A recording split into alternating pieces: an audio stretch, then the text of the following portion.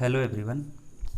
हमने पिछले video lecture में यूनिट एंड डायमेंशन पार्ट 2 की बात करे थे। आज हम पार्ट 3 स्टार्ट करने जा रहे हैं। पिछले लेक्चर के अंदर हमने कुछ फिजिकल क्वांटिटियों के डायमेंशंस की बात करे थे। हमने वर्क की डायमेंशन की बात करी थी। आज और हम कुछ फिजिकल क्वांटिटियों के डायमेंशन के बारे में बात करेंगे, जस्ट लाइक कि पावर, एनर्जी और भी डिफरेंट टाइप के सिचुएशन हम देखते हैं। तो चलिए हम बिना समय जाया किए इस वीडियो को स्टार्ट करते हैं। ठीक है, तो चलिए हमारा जो क्वेश्चन होगा, हमने पिछले लेक्चर के अंदर वर्क की डायमेंशन देखी थी। देखिए, मैंने वहाँ पे एक स्टेटमेंट बोला था कि वर्क हो या एनर्जी हो, उनका डायमेंशन क्या होगा, सेम होगा। ठीक है, तो अब हम बात करते हैं पावर का डायमेंशन का। किसका? पावर का डायमेंशन का। तो देखिए, डायमेंशंस लिखने के लिए हमें क्या करना है, find out the dimension of power. तो देखिए, किसी भी फिजिकल क्वांटिटी का डायमेंशन डिराइव करने से पहले हमें उनके फॉर्मूले को लिखना होता है। तो चलिए हम फॉर्मूले को लिखते हैं कि फॉर्मूला क्या होता है। जो पावर का फॉर्मूला होता है, इसको हम पावर को सबसे फर्स्ट तो हम पी से डिनोट करते हैं। पावर को हम पी से डिनोट करते हैं, और जो पावर का फॉर्मूला होता है ये होता है वर्क डन अपॉन में टाइम। वर्क अपॉन में टाइम, या हम इसको 11th क्लास की लैंग्वेज की बात करें, ये तो हम 10th तक पढ़ते आते हैं। अब हम 11th स्टैंडर्ड की बात करें तो ये होता है rate of doing work. Rate of doing work, rate of doing work is known as power, is known as power. ठीक है, तो अब हम पावर क्या देख लिए, W अपॉन में T। अब देखिए, सबसे फर्स्ट स्टेप नंबर 1, हम इसकी क्या डिराइव करेंगे, यूनिट। तो यूनिट क्या हो जाएगा, वर्क यूनिट क्या होता है, जूल, और टाइम का यूनिट सेकंड, तो ये जूल पर सेकंड, और जो जूल पर सेकंड होता है इसको हम वॉट बोलते हैं। ठीक है, अब हमने देख लिया वर्क।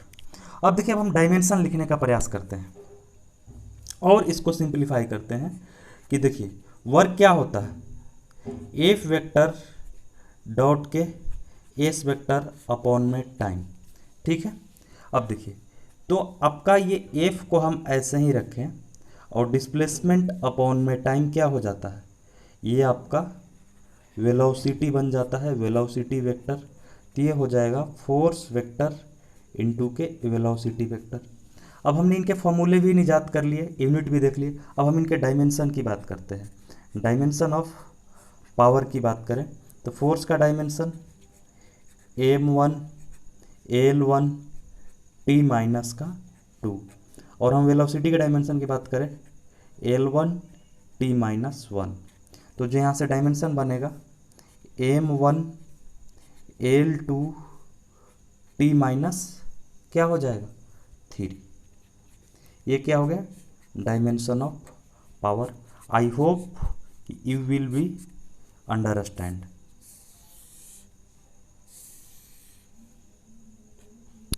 ठीक है, देख लीजिए ये है। चलिए अब हम नेक्स्ट क्वांटिटी डायमेंशन डिटरमाइन करते हैं। अब हम जो डायमेंशन डिटरमाइन करेंगे वो हम प्रेशर का डायमेंशन डिटरमाइन करेंगे। किसका, प्रेशर का। चलिए, determine the dimension of, determine the dimension of, ये आपका क्वेश्चन है, determine the dimension of pressure.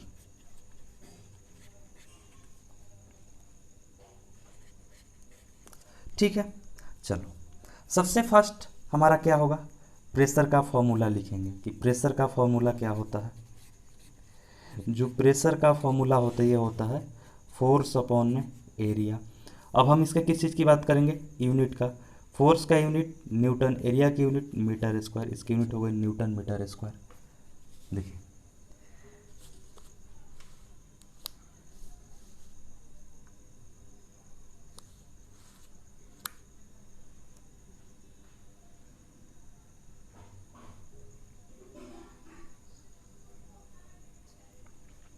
क्या हो गया, प्रेशर का यूनिट न्यूटन मीटर स्क्वायर।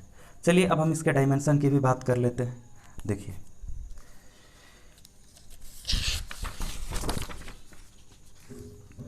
हम इनके डायमेंशन की बात कर लेते हैं। ठीक है, देखिए तो हमने क्या लिखा, pressure equal to force upon में एरिया। तो फोर्स का डायमेंशन, चलिए एक बार और लिख देते हैं, फोर्स अपॉन में एरिया। तो फोर्स का डायमेंशन आपका M L1 M1 L1 T-2, और एरिया का डायमेंशन हमने पीछे ही देख रखा है, ये आपका L2 होता है। तब ये ऊपर जाएगा तो क्या हो जाएगा, M1 L की पावर 1-K2 और T-2। तो ये यहाँ से जो प्रेशर का डायमेंशन बनेगा वह बन जाएगा आपका M1 L की पावर -1 और T की पावर -2। तो ये आपका क्या हो गया, डायमेंशन ऑफ प्रेशर। देखिए यहाँ तक हमने डिफरेंट टाइप के फिजिकल क्वांटिटी के डायमेंशन की बात कर लिया। ठीक है, अब देखिए आपके पास कोई भी फिजिकल क्वांटिटी आए, कोई भी क्या आए, फिजिकल क्वांटिटी आए, उसके डायमेंशन लिखना हो तो सबसे फर्स्ट स्टेप नंबर 1 उनके क्या लिखेंगे, फॉर्मूले, देन आफ्टर यूनिट, और उसके बाद तब हम डायमेंशन उसके बनाएंगे। इस स्टेप को फॉलो करने से जो आपको गलती करने के चांसेज होंगे वह बहुत ही कम हो जाएगा, ना के बराबर हो जाएगा। तो चलिए अब हम आगे और समझते हैं डायमेंशन एनालिसिस में। ठीक है, अब जो हम आगे समझना चाहते हैं, आगे समझते हैं, अब हम पढ़ते हैं dimensions of angular quantities. Dimension of angular quantity, dimension of angular quantity.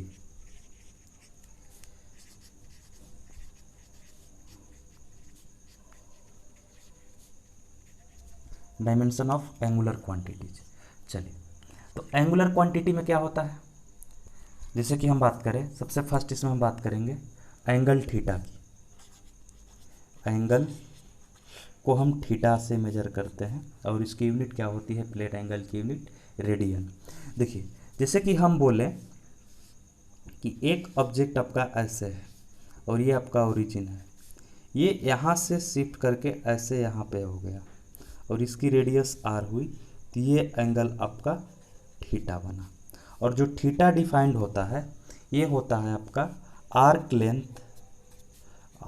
Length upon में रेडियस, आर्क लेंथ अपॉन में रेडियस।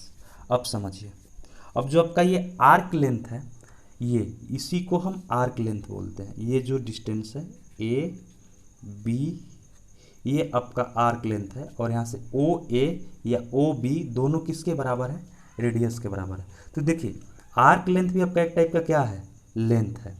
तो लेंथ का डायमेंशन क्या होता है आपका, अगर हम थीटा की डायमेंशन की बात करें तो आर्क लेंथ भी एक टाइप का लेंथ है, तो लेंथ का डायमेंशन आपका यहाँ से एल हो जाता है।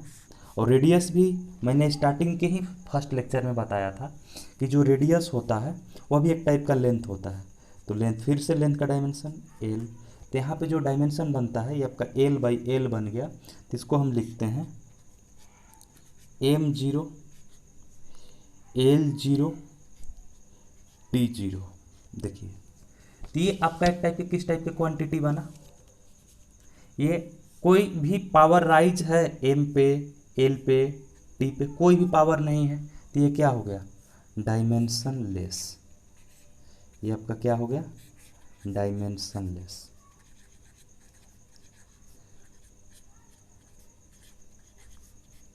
ये आपका डायमेंशन लेस हो गया। चलिए अब हम आगे बात करते हैं, और भी एक आध और भी हम एंगुलर क्वांटिटी ले लेते हैं। जैसे कि हम बात करें सेकंड नंबर पे, हम बात करते हैं एंगुलर वेलोसिटी। एंगुलर वेलोसिटी, समझिए कि एंगुलर वेलोसिटी क्या होता है। देखिए एंगुलर वेलोसिटी जो डिफाइंड होता है, इसको जो इसका जो सिंबल होता है ये ओमेगा होता है, और इसको जो डिटरमाइन करते हैं ओमेगा को, ये आपका होता है एंगुलर डिस्प्लेसमेंट अपॉन में टाइम। एंगुलर डिस्प्लेसमेंट,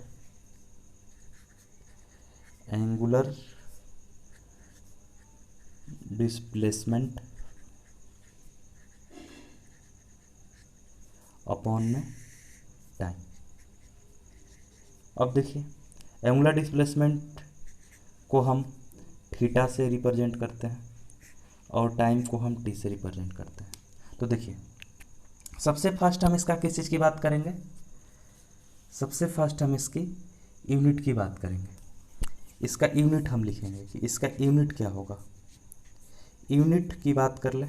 अब देखिए थीटा को हम किससे मेजर करते हैं, रेडियन में। हमने जब हम पढ़े थे टू टाइप्स के सप्लीमेंट्री क्वांटिटी, तो वहाँ पे हम जो क्वांटिटी पढ़े थे सप्लीमेंट्री क्वांटिटी, एक था आपका प्लेन एंगल और दूसरे वाला था आपका सॉलिड एंगल। तो जो प्लेन एंगल का आपका यूनिट होता है वह रेडियन होता है। तो हम चलिए यहाँ पे थीटा की यूनिट लिख दिए रेडियन, और टाइम की यूनिट हम लिख दिए यहाँ पे सेकेंड। 30 की यूनिट हो जाती है रेडियन पर सेकेंड। चलिए अब हम इतने से जगह में इसके डायमेंशन की भी बात कर लेते हैं, ओमेगा की डायमेंशन की भी बात कर लेते हैं। देखिए थीटा क्या है आपका, डायमेंशन लेस। डायमेंशन लेस वाली जो क्वांटिटी होती है हम इसको बोल दिए 1 बोल दिए ऊपर में, ठीक है। अब हम बात कर ले टी का, ये टी हो गया, तो ये कितना हो जाएगा टी की पावर -1। और हम इसको स्टैंडर्ड फॉर्म में लिखने का प्रयास करें तो ये आपका बन जाएगा m0 L0 टी की पावर -1। ये आपका हो गया ओमेगा का डायमेंशन। मैंने थोड़ा सा छोटे से जगह में इसको लिखने का प्रयास किया है, आप समझ जाइएगा इसको, ठीक है। अब हम आगे बढ़ते हैं और सारे डायमेंशंस के क्वेश्चन करते हैं। देखिए मेन है आपका क्वेश्चन, कॉन्सेप्ट आप एक बार समझ गए कि कॉन्सेप्ट क्या है, कि किसी भी फिजिकल क्वांटिटी के आपको डायमेंशन को कंस्ट्रक्ट करना है। तो उसमें आप क्या करेंगे, सबसे फर्स्ट कि उसके फॉर्मूले लिखेंगे, उस क्वांटिटी के क्या लिखेंगे, फॉर्मूले लिखेंगे, और फॉर्मूले राइट डाउन करने के बाद उसके आप यूनिट लिखेंगे, देन आफ्टर उसके बाद उसके डायमेंशन लिखेंगे। चलिए तो एक और हम फिजिकल क्वांटिटी लेते हैं जिसको हम बोलते हैं टॉर्क। क्या बोलते हैं, टॉर्क, ठीक है। तो हम टॉर्क को डिफाइन करते हैं पहले, टॉर्क, ठीक है, कि टॉर्क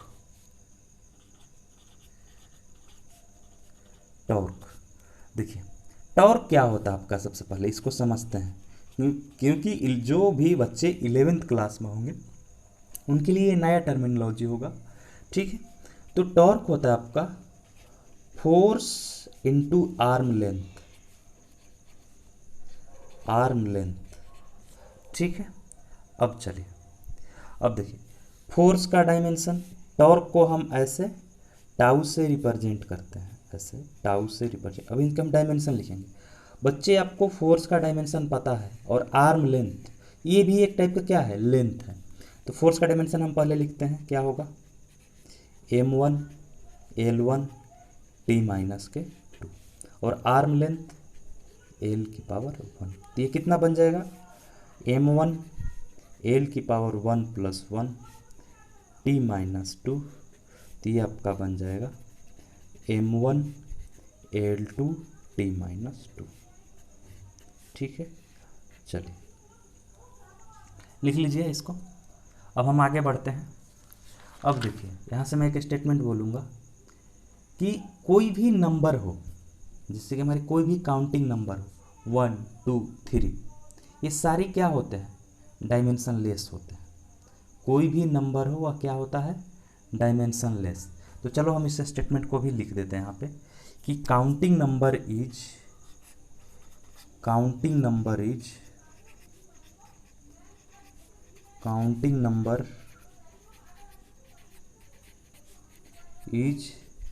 डायमेंशनलेस,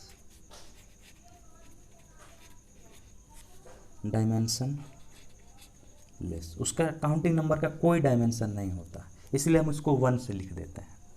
ठीक है, चलिए अब हम आगे बढ़ते हुए और भी डायमेंशंस को आगे बढ़ते हैं, इसमें और आगे बढ़ते हैं और इसको समझने का प्रयास करते हैं। ठीक है, चलो अब हमें जो डायमेंशन डिटरमाइन करना है, अब हम जो डायमेंशन डिटरमाइन करेंगे यहाँ पे, dimensions of physical constant, determine the dimension of, determine the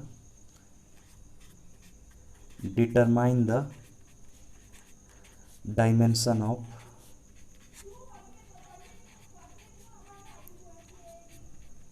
determine the dimensions of physical constant।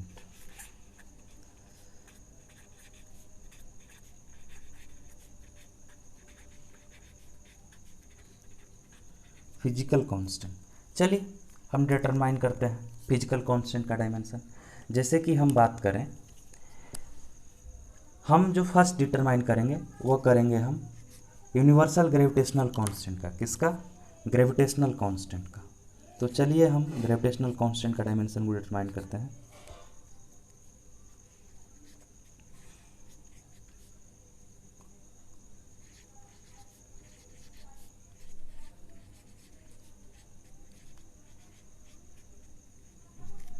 देखिए ग्रेविटेशनल कांस्टेंट क्या होता है, इसको जानने से पहले थोड़ा सा हमें ग्रेविटेशनल फोर्स के बारे में जानना पड़ेगा। तो चलो हम इसको समझते हैं कि ग्रेविटेशनल फोर्स क्या होता है। जैसे कि हम बात करें कि ये आपका मास m1 है और ये आपका मास m2 है, यह एक सर्टेन r डिस्टेंस पे रखा हुआ है। ठीक है, तो ये दोनों मास एक दूसरे की तरफ एक F फोर्स से अट्रैक्ट होंगे। ठीक है, तो अब इसको समझते हैं कि ग्रेविटेशनल फोर्स होता क्या है। ये जो Fg होता है ये डायरेक्टली प्रोपोर्शनल टू m1 और m2 के प्रोडक्ट के बराबर होता है, और Fg inversely proportional to 1/r² होता है। तो इस प्रोपोर्शनलिटी कांस्टेंट को हमें रिमूव करने के लिए हमें कांस्टेंट यूज करते हैं। तो उसी कांस्टेंट को Fg equal to g m1 m2 upon में r², इसी को हम बोलते हैं, ये जो g होता है इसी को हम बोलते हैं यूनिवर्सल ग्रेविटेशनल कांस्टेंट। इसको हम क्या बोलते हैं? Universal gravitational constant.